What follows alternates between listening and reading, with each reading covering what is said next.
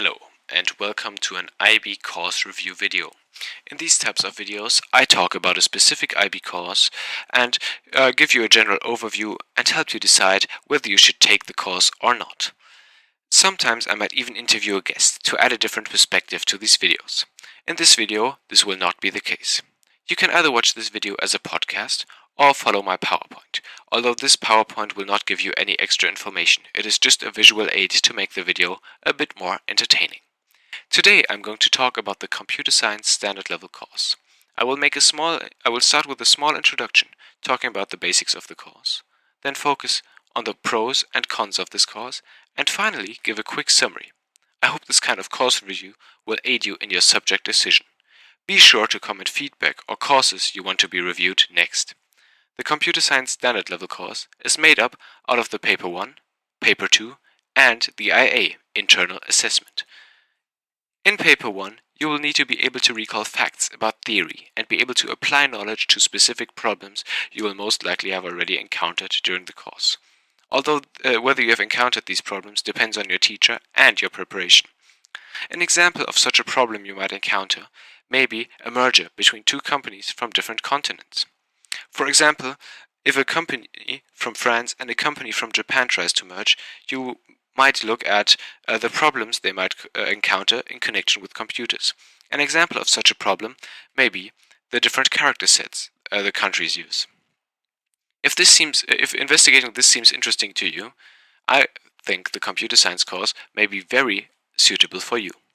In my opinion, the Paper 1 is fairly easy if you have prepared for the exam, as there are many questions which repeat, there are many questions which will have already been in a past exam in a similar form, or just basically be close to the same. And so I feel with a bit of preparation this paper is very manageable for you. Paper 2 is an option paper. Which option you will pick in the exam most likely depends on the topics your teacher wants to teach. So if the option chosen here will depend whether you enjoy the course or not, I recommend speaking to your teacher beforehand and find out which option he or she will teach you to ensure that you will get the maximum, that you will enjoy the topics they teach and not end up with a course you don't like at all. The topics that your teacher or you can choose from in the exam are databases, modeling and simulation, web science, and object-oriented programming. This paper does include theory, so you will need to learn off by heart as well, but it is mostly based on your deep understanding of something. Whilst in Paper 1, surface-level understanding of the topics you learned will most likely be enough for most of the questions, in Paper 2 you will often need more enhanced understanding of the topics you learned, and you might even need some programming in some options you can choose. For example, in object-oriented programming, you may need some lines of code to be written. In my opinion, this paper is a lot more difficult than Paper 1 because of the deeper understanding that is needed to get the high marks here. To ensure that you know what is expected to you, I would recommend, as with any course and paper, to do past papers beforehand, but especially you should do past papers with this paper too, to really understand what the IB is expecting of you and ensure that you can get the highest marks. Now we come to the interesting bit, the IA, Internal Assessment. This requires you to make a program for a client. You try to solve a problem the client has with the program. This can be as simple as programming a calendar for them, so don't be worried in case you're overwhelmed by the huge task of making a fascinating program. It does not need to be revolutionary, it just needs to be a solid program, and for more details about this I will make a video about the IA shortly, so you exactly know what is expected. But just whilst watching this video or trying to choose the course, don't be scared of making the program. This is very manageable for you. In case you heard the word client before and were shocked, don't be. The client can basically be anyone, although some schools say that it can't be a family member, or it is often accepted if it is a friend or your teacher even. So don't worry that you might not be able to find a company which needs you to program for them. It is fine if you find a friend, in most schools, but be sure to check with your teacher to ensure that you don't break any rules. I personally consider this IA as one of the IAs that takes the longest time if you want to achieve a 7. As such, I would recommend starting early. To get, like I said, I will do another video about the IA, so if you need more detail, just look at that. One good thing about the IA is that the IA is fairly easy if you are interested in programming, because it relies on programming and analyzing your own programming. So it is very, very interesting for you in that case. However, it is important to note that this IA is possible without prior programming knowledge. I personally have no first-hand experience how this is, because I had a lot of programming knowledge beforehand and went to it fairly prepared, because I like programming myself. And if this mirrors your situation, you will be very prepared for the programming bit of the IA. And I think you might be ready and just enjoy the fact of, in my case, finally building a big program. Before I used to only program calculators and things like that, like small programs, but then finally using all my knowledge to combining it to a big program was really satisfying. But coming back to people with no prior programming language, I think by just watching YouTube tutorials, you might really get quickly into programming, and this will just make you take more time for the IA, but it won't stop you from getting high marks, especially because programming is not the only bit of the IA. So even if your program might be a bit too simple for the IB, you can still get a lot of marks in the other criteria. And with that, I feel like even with no prior programming language, the IA is fairly possible for you.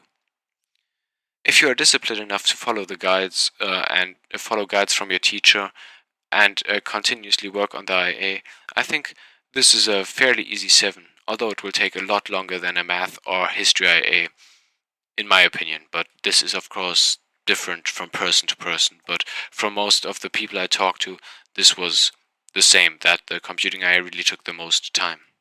So be ready for this. Now I'm just going to go over the statistics and a few ideas. Before I will talk about the statistics, I want to clear up a misconception about the computer science IB course. This course does not solemnly focus on programming.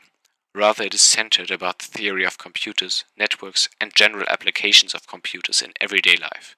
If you only care about programming, I do not recommend this course at all. However, if you hate programming and don't want to engage with it at all, this course is also not for you.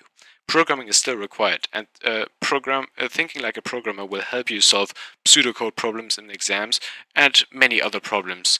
So it is still an essential part of the course, but it is not as big of a part of the course as many people imagine it when they first take it. So the course should be interesting to you in case you are excited to learn about the background of computers and their applications in real life, whilst also wanting to enhance some of your programming knowledge. Now let's move on to the statistics. 6.5% of the students in 2020 managed to achieve a 7, and 14.9% managed to achieve a 6. I won't list all the other grades here, but this grade distribution seems promising to those wanting to achieve high grades.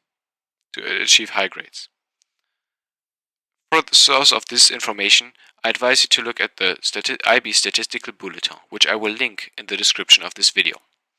And my general advice to anyone is to look at this before taking a course, to just get a feel for the difficulty of the course you will take, because of course statistics don't reveal everything, but you might get a general idea of how difficult the course is, and this may even help you if you are undecided which course you will take and are debating between two courses and don't care if you and like them equally. It might be helpful to just look at which one has the statistically easier 7 and choose that, but that is just a general idea. I wouldn't make my subject decision just by the statistics of people getting high marks, especially because I feel like any course is easier if you have a passion for it, and you will have a lot more fun in the IB if you take what you actually like. I'm now going to move to the pros and cons. So let's start with the positives.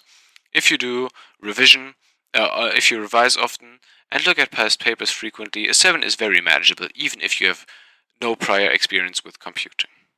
The course has not a lot of difficult concepts, and the concepts do not need to be understood to get a fairly good mark. You won't get the highest marks, but you will get a solid mark. And this is unlike physics or math, where you will need understanding of all the concepts to really get the marks. So even if you don't understand something, you will be able to get some good marks.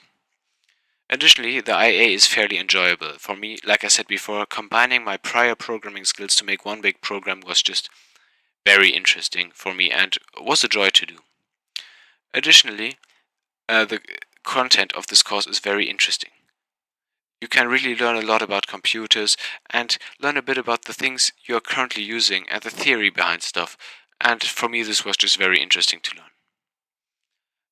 The negatives of this course. Let's look at them. There are many cases where the theory of the course becomes boring, dry, and tedious to learn because of its simplicity. There are facts which are just self-explanatory and seem useless or time-wasting to learn, but without learning them, you might not think of them during the exam, and they will just ensure that you get a few basic points and really help you get the high marks. Next, like I said before, the IA is, in my opinion, the longest IA of all the courses in the IB.